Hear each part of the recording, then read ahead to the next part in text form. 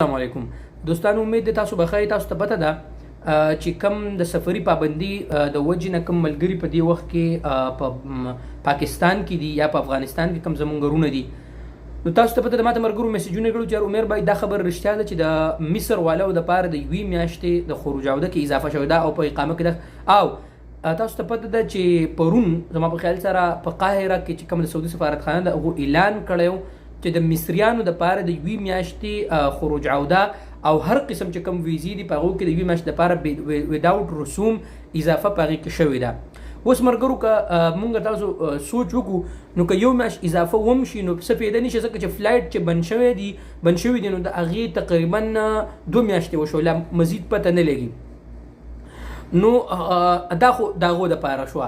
اوس که مونږ ښکته راشو دوستو، که د اخبار 24 که تاسو کتلی دوستانو د هغې د خبر مطابق لاندې هغه لیکلي دي هغو چې دا اضافه د هغه 20 ملکونو دپاره ده چې کوم پکې پاکستان پکې شامل دی.